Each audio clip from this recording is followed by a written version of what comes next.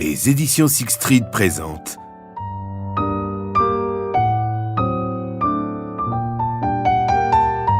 Pot-bouille d'Émile Zola, interprété par Marc-Henri Boisse.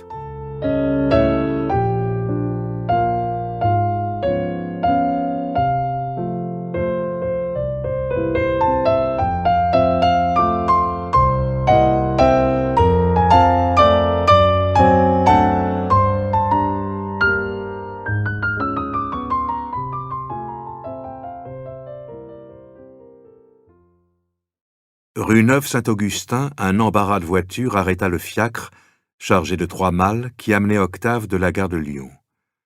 Le jeune homme baissa la glace d'une portière malgré le froid déjà vif de cette sombre après-midi de novembre.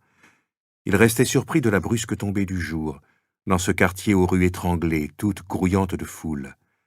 Les jurons des cochers tapant sur les chevaux qui s'ébrouaient, les coudoiements sans fin des trottoirs, la file pressée des boutiques débordantes de commis et de clients l'étourdissaient. Car s'il avait rêvé Paris plus propre, il ne l'espérait pas d'un commerce aussi âpre. Il le sentait publiquement ouvert aux appétits des gaillards solides. Le cocher s'était penché. « C'est bien passage Choiseul ?»« Mais non, rue de Choiseul. Une maison neuve, je crois. » Et le fiacre n'eut qu'à tourner. La maison se trouvait à la seconde. Une grande maison de 4 étages, dont la pierre gardait une pâleur à peine roussie, au milieu du plâtre rouillé des vieilles façades voisines.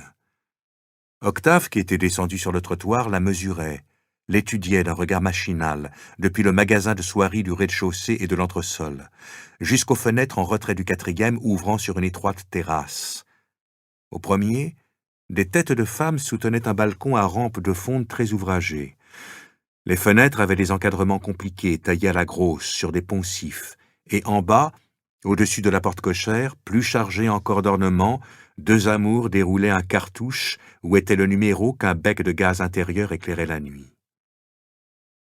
Un gros monsieur blond, qui sortait du vestibule, s'arrêta net en apercevant Octave. « Comment?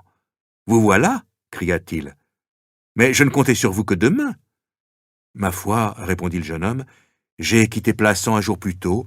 Est-ce que la chambre n'est pas prête? » Aussi, j'avais loué depuis 15 jours, et j'ai meublé ça tout de suite, comme vous me le demandiez. Attendez, je vais vous installer. Il rentra, malgré les instances d'Octave. Le cocher avait descendu les 3 malles.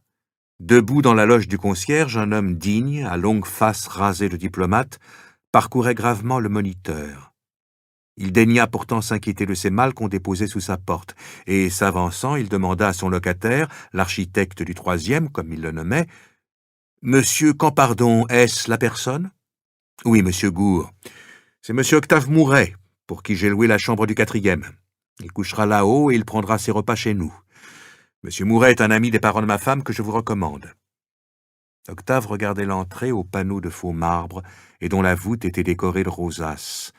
La cour, au fond pavé et cimenté, avait un grand air de propreté froide. Seul un cocher à la porte des écuries frottait un mort avec une peau, jamais le soleil ne devait descendre là. Cependant, M. Gour examinait les malles. Il les poussa du pied, devint respectueux devant leur poids, et parla d'aller chercher un commissionnaire pour les faire monter par l'escalier de service. « Madame Gour, je sors !» cria-t-il en se penchant dans la loge. Cette loge était un petit salon aux glaces claires, garni d'une moquette à fleurs rouges et meublé de palissandre, et, par une porte entr'ouverte, on apercevait un coin de la chambre à coucher, un lit drapé de reps grenat. Madame Gour, très grasse, coiffée de rubans jaunes, était allongée dans un fauteuil, les mains jointes à ne rien faire. « Eh bien, montons, » dit l'architecte, et comme il poussait la porte d'acajou du vestibule, il ajouta, en voyant l'impression causée au jeune homme par la calotte de velours noir et les pantoufles bleu ciel de M. Gour, « Vous savez, c'est l'ancien valet de chambre du duc de Vaugelade. »« Ah !» dit simplement Octave. « Parfaitement, et il a épousé la veuve d'un petit huissier de Morlaville. Ils possèdent même une maison là-bas, mais ils attendent d'avoir 3000 francs de rente pour s'y retirer. Oh, des concierges convenables !» Le vestibule et l'escalier étaient d'un luxe violent. En bas, une figure de femme, une sorte de napolitaine, toute dorée, portait sur la tête une amphore d'où sortaient 3 becs de gaz garnis de globes dépolis. Les panneaux de faux marbre, blancs à bordure rose, montaient régulièrement dans la cage ronde. tandis que la rampe de fonte, à bois d'acajou, imitait le vieil argent avec des épanouissements de feuilles d'or. Un tapis rouge, retenu par les tringles de cuivre, couvrait les marches. Mais ce qui frappa surtout Octave, ce fut en entrant une chaleur de serre, une haleine tiède qu'une bouche lui soufflait au visage. « Tiens, dit-il, l'escalier est chauffé ?»« Sans doute, répondit Campardon. Maintenant, tous les propriétaires qui se respectent font cette dépense. La maison est très bien, très bien. » Il tournait la tête comme s'il en eût sondé les murs de son œil d'architecte. « Mon cher, vous allez voir, elle est tout à fait bien, et habitée rien que par des gens comme il faut. » Alors, montant avec lenteur, il nomma les locataires. À chaque étage, il y avait 2 appartements, l'un sur la rue, l'autre sur la cour, et dont les portes d'acajou vernis se faisaient face. D'abord, il dit un mot de M. Auguste Vabre. C'était le fils aîné du propriétaire. Il avait pris au printemps le magasin de soierie du rez-de-chaussée et occupait également tout l'entresol. Ensuite, au premier, se trouvait sur la cour l'autre fils du propriétaire, M. Théophile Vabre, avec sa dame, et sur la rue, le propriétaire lui-même, un ancien notaire de Versailles, qui logeait du reste chez son gendre, M. Duveyrier, conseiller à la cour d'appel. Un gaillard qui n'a pas 45 ans, dit en s'arrêtant Campardon. « Hein? C'est joli !» Il monta 2 marches et, se tournant brusquement, il ajouta « Eau et gaz à tous les étages !» Sous la haute fenêtre de chaque palier, dont les vitres bordées d'une grecque éclairaient l'escalier d'un jour blanc, se trouvait une étroite banquette de velours. L'architecte fit remarquer que les personnes âgées pouvaient s'asseoir. Puis, comme il dépassait le second étage, sans nommer les locataires, « Et là ?»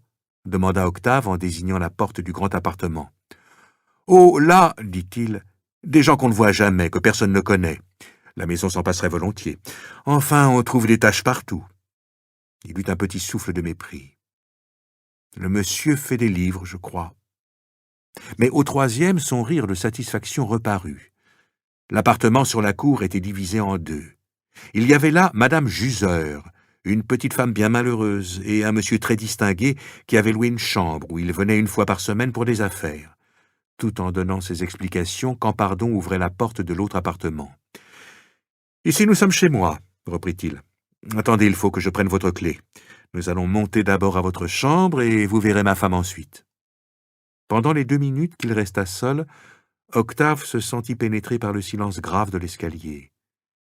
Il se pencha sur la rampe dans l'air tiède qui venait du vestibule. Il leva la tête, écoutant si aucun bruit ne tombait d'en haut.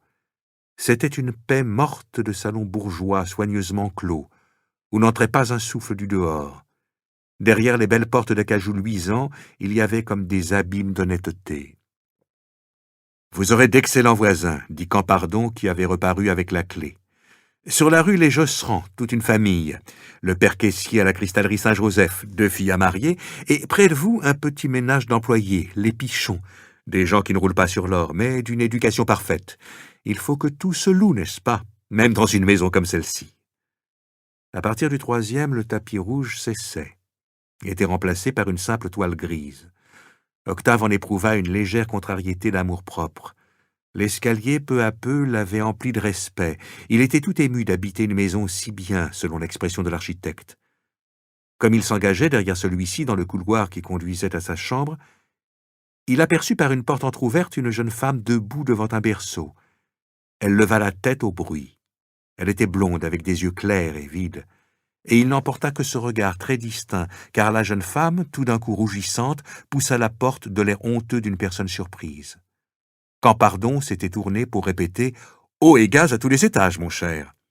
Puis, il montra une porte qui communiquait avec l'escalier de service. En haut étaient les chambres de domestiques, et, s'arrêtant au fond du couloir, « Enfin, nous voici chez vous !» La chambre, carrée, assez grande, tapissée d'un papier gris à fleurs bleues, était meublée très simplement. Près de l'alcôve se trouvait ménagé un cabinet de toilette, juste la place de se laver les mains. Octave alla droit à la fenêtre, d'où tombait une clarté verdâtre. La cour s'enfonçait, triste et propre, avec son pavé régulier, sa fontaine dont le robinet de cuivre luisait. Et toujours pas un être, pas un bruit, rien que les fenêtres uniformes, sans une cage d'oiseaux, sans un pot de fleurs, étalant la monotonie de leurs rideaux blancs. Pour cacher le grand mur nu de la maison de gauche, qui fermait le carré de la cour, on y avait répété les fenêtres, de fausses fenêtres peintes aux persiennes éternellement closes, derrière lesquelles semblait se continuer la vie murée des appartements voisins. « Mais je saurais parfaitement,